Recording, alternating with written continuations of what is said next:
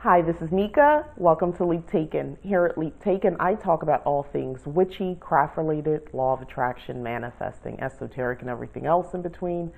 And today I want to talk about writing spells. Early on in my spiritual practice, I really struggled with this. I did not have the confidence, which I think is step one in writing spells, is you have to believe that you can write your own spell and that it'll work. That was the very thing I struggled with. I just assumed I would be doing something wrong or I couldn't get it right. I had writer's block for a simple spell. So I would instead just comb through spell books, looking for something close to what my magical goal was and tweak it. And that's really how I eventually started learning to write my own spells. I still tweak a lot of the things I see because, listen, the resources are there for me. It's pretty much the framework is available. So I just, go with that and I tweak it as I need it for my personal goals. However, I also am more than capable and I have been writing my own spells as well, especially if it's more specific, maybe something I can't find in a spell book or something I've never done before. The advantages to writing your own spells, and then, of course, making sure that you have a record of these spells, or that you now create your own spell book, proven spells that work, and you can go back to them and possibly even use them, tweak those for other things. So you'll begin to tweak your own material and use it for other things, especially if you're doing multi-layered spells. So the first step in writing your own spell is knowing what your magical goal is. What are you trying to accomplish? Yes, intention. That's kind of the same thing. But what do you intend? What is your goal? What are you trying to get to? So if you were trying to get $200, let's because money is a popular one. Let's say you were trying to get $200 for a specific thing. You're $200 short for a trip. There's something, the airfare, you were prepared to spend $3 and the tickets are going to be, by the time you're done $5. I don't know. We'll just say you're short $200. Okay. It's not life or death. It's something you want, but you want it. So you want to do some magic for it. So your goal is $200 for the trip. So keep that in mind. The next thing is, what is the mindset? What's the magical mindset? So how will you achieve it? Now, I know it's tempting to go a little bit more minute and get down to the nitty gritty on exactly how and all that sort of stuff. That's not what I'm going with as far as how will you achieve it. It's more about just opening your mind to possibilities. And you can simply say you could be just thinking the universe will make it so you just see the money in your account. You can just see the cash in your hand, or you can just see yourself pressing the button to buy the ticket, and knowing the money's there. That can be enough. The next thing is energy raising. So you need to gather some power. You need to put some oomph behind this spell. So what are you going to do? You can dance, you can chant. Again, there's sex magic. That could be solo or with a partner. There's how do you want to raise your energy? People do all sorts of things to raise energy. Drums, you could beat on drums. There's a lot that you can do. So let's say in this case, chanting. Chanting probably might be best. And you can just chant something along the lines of the money, receiving $200, receiving $200, gratefully receiving $200, gratefully receiving $200. Like you could just chant that. That way you're chanting that the entire time as you're moving through your spell. The next thing is what I refer to as coding, energy coding. And I get this from a book that I've talked about many times on this channel, The Witch's Bag of Tricks. This is where they give an excellent framework along with this book here. I don't know if this is coming up here, Essential Energy for Witches Spellcasters. Excellent books to give a framework. I think a lot of us are lacking structure. when it comes to witchcraft, and you don't think you need it. And it's okay. Sometimes, you see the memes, oh, I just grabbed, white hot Cheetos off my hand and I grabbed a candle and just said, let's light this bitch or something like that. Yeah, that's cute, that's funny, but you need a little bit of structure. And before you can get that loosey-goosey, you at least need structure so that this makes sense and it works. But anyway, energy coding. So how will you code the energy with your intent? How are you going to do that? So for me, most times I simply put my hands around the candle. And if I'm chanting about the $200, that's part of my chant, I would just be holding it.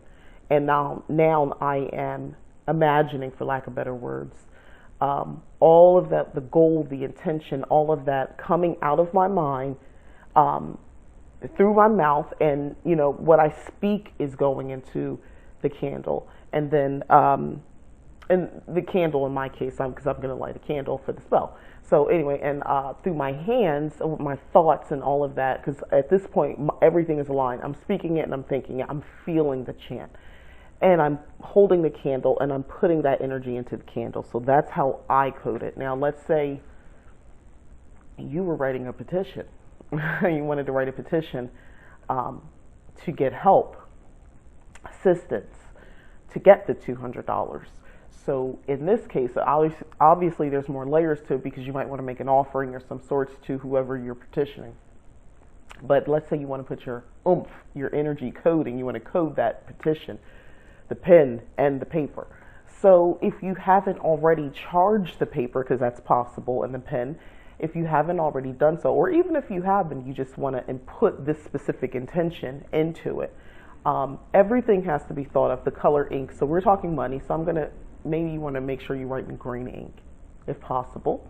And at that point, you might want to draw symbols as you're chanting onto the page on the petition, dollar signs, things of that nature, $200, you might want to put that on the edges of the paper. If you have some sort of marking that you put on that represents abundance, money, prosperity, you might want to include that as well. Again, as you're chanting, you're raising that energy and you're releasing it. Again, your whole body's aligned, your thoughts, what you speak. So as you write on that paper, as you hold that paper, you are coding it with that energy. The next thing is energy release. So what are you doing to release? Or let me rephrase that. How will you cast the spell, and where will it go? So you're casting a spell by writing well, first off, you've already written everything down, so you wrote your spell, but I don't know why I'm struggling with this. How will you cast the spell? And in this case, a candle, you have a petition, so you burn, let's say, the petition in your cauldron. After it's read out loud, if you don't feel comfortable having it read out loud, that's fine. But the intention is that as soon as you wrote it down, they see it. Whoever you're petitioning, they see it. You might put it at an altar for that particular whoever you're petitioning first. So this might be a delayed thing. Otherwise, you just burn the petition in your cauldron, and the candle is lit. And the concept that you would have is that between the ashes of the petition and the candle burning into the air, open the window, and that's where the spell goes. It goes out into the world, into the universe, so that everything begins to come your way, and everything, falls lockstep and key to your intention and your goal. So that's where it goes. So how does one write all this down? Well, you would just write down what your goal is, $200 to go on to, trip to wherever you're going.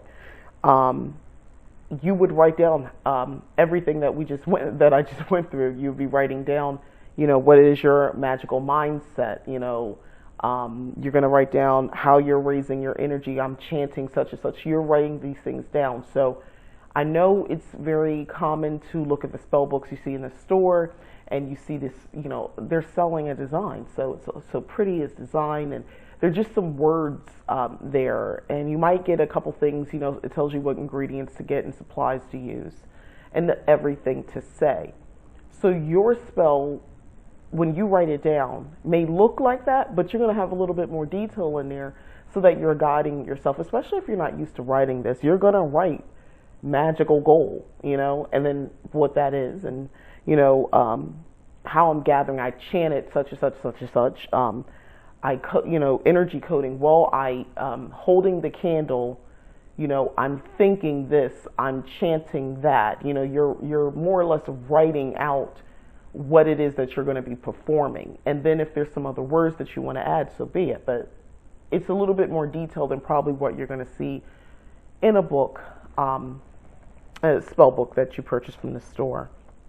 And again, all of this is just a simple framework, and the details and all that sort of stuff you can add, especially if you're putting this in your grimoire, Book of Shadows. You can add pictures of the setup that you have. If you set up, your candles, if you wrote a petition, you want to take a picture of it before you burned it and put it inside of your book. I think that's actually a great idea, because you're freezing that moment in time but you've also released it as well. So you're not blocking anything from your spell, because you are the practitioner and you're just recording what you've done. So taking a picture, and you can print the picture out in black and white. It doesn't have to be in color necessarily, but you would note, hey, I used a green candle, red candle, or whatever you used on that page. So that's how I look at it. I like to analyze first all the pieces, the thoughts,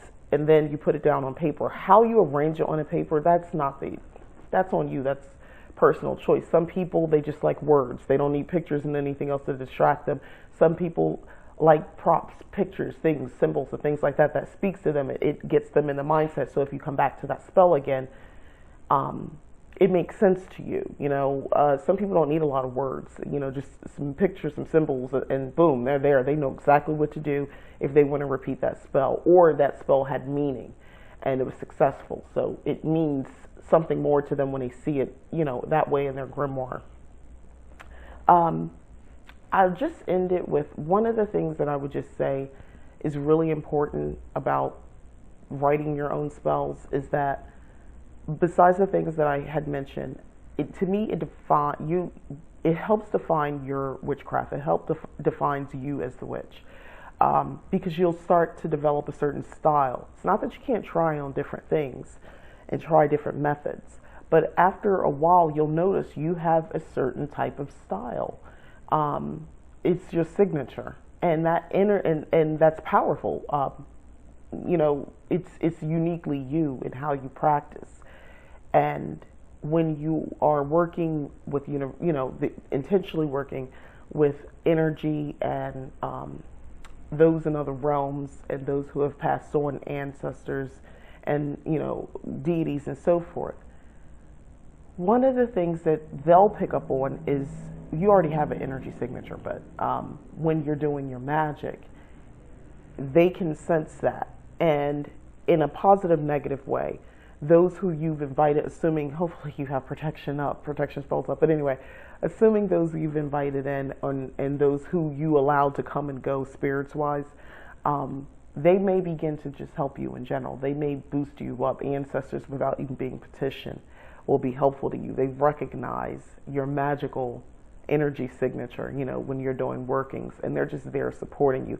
I'm not saying they weren't before you were writing your own spells, but there's a certain blend that occurs of mind, body, spirit, the mundane. Everything is all culminating, and you're creating your own personal energy vortex every time you cast, especially if you're casting always from the same area, your home most likely. It doesn't have to be one space in your home, but it's your home.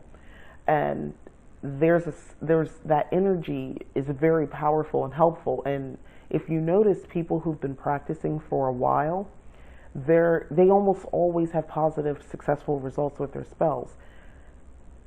Most likely they're not using other people's spells, and if they had been, it's been definitely customized to them. They've customized it to them. So it's the combination of writing your own spells, performing spells often, casting often, doing it from a central location, the same location, And then, of course, all your energy, signature, all of that stuff is wrapped up, is laced around it. You would just be surprised at how successful you'll become as a witch. And when I say successful, I mean not just necessarily monetarily, but just the stuff you do works. That's what's fascinating about it to me.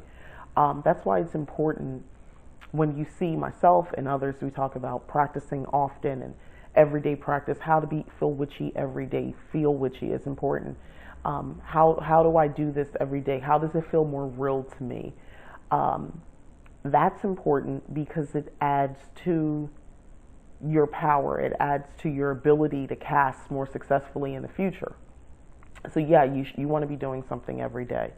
And it shouldn't feel like a chore. Sometimes it might, depending on what you're casting. But it shouldn't feel like a chore every day. If so, then we need to look at, what are you trying to do? Where is your head at? Remember, doing something witchy, energy-wise, every day could be simply journaling in your grimoire or any sort of magical notebook that you're keeping, writing down your dreams, saying a quick blessing before every meal, every beverage, your cup of tea in the morning. Just speaking out loud to spirits, deity, ancestors, being grateful for the day, in the morning, morning prayers, so to speak, and that same time at night. It can be just that simple, and everything else, the bigger stuff, whether it's for the moon phases or, some sort of holiday, you might go all out on ritual then. But otherwise, that's how most of us are doing. Hopefully you don't have to pull out major spells every day to get by in life. I hope not, because now I'm questioning what's really going on. But yeah, so designing, what I just went over is designing your spell. Now, I spoke a little bit more probably abstract. Now, then write it down. Everything pause and write this stuff down. That's how your spell works. Your goal, your intention. You need to think about how you'll achieve it. And again, the how part, I caution you, don't get caught up on how am I going to get the money? Like in my example, the $200. It's more about so you'll achieve it because the money will be in your account. See the money in your account. See the cash in your hand. See yourself paying for the ticket. See yourself on the vacation. The details in between are not so important because we're going to let the universe sort that out. We're going to let whoever you petition sort that out. We're going to let the fate sort that out for us. So we're not going to worry too much about that. And we'll just be open to the options that are presented. So yeah, that's pretty much it. Thanks for watching. Again, this is Mika, Leap Taken. Please like the video if you've enjoyed the content, and subscribe if you have not already. I'd greatly appreciate that. And again, if you have subscribed, again, I really appreciate it. Thank you very much. And again, thanks for watching. Bye.